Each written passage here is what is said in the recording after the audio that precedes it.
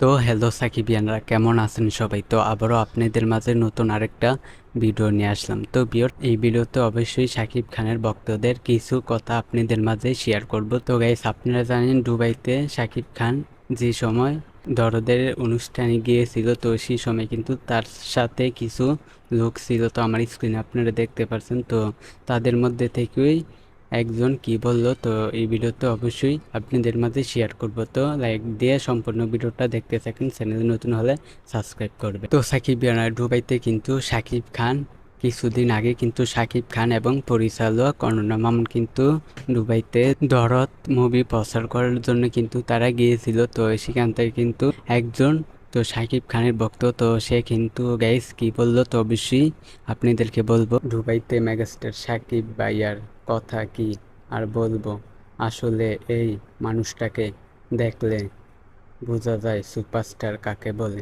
এত সুন্দর, এত স্মার্ট, বাস্তবে এক কথায় অসাধারণ সুন্দর উনি। একজন সুপারস্টার এমনই হওয়ার দরকার। আর সাকিব ভাইকে এত কাছ থেকে দেখার সুযোগ করে দিয়েছিলেন আমাদের একজন বড় ভাই।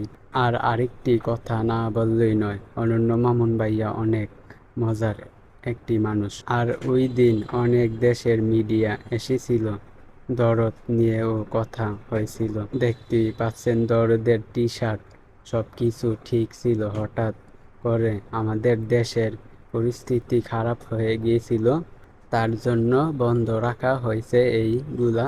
দেশের পরিস্থিতি স্বাভাবিক হলেই অতি শীঘ্রই আসবে নতুন ধামাকা। তো ভিউয়ার্স, আপনারা অবশ্যই সাকিব খানের ভক্তের কথা শুনেছেন। তো তো সে কিন্তু দরদ নিয়ে একটি কথা বলেছে, দেশের পরিস্থিতি স্বাভাবিক হলেই কিন্তু দরদ নিয়ে বড় ধরনের একটা ধামাকা হবে। তো গাইস, এই ছিল আজকের এই ভিডিওতে। তো আপনারা শুনতেই পেলেন। তো ভিডিওটা ভালো লাগলে অবশ্যই চ্যানেলটিকে সাবস্ক্রাইব করবেন।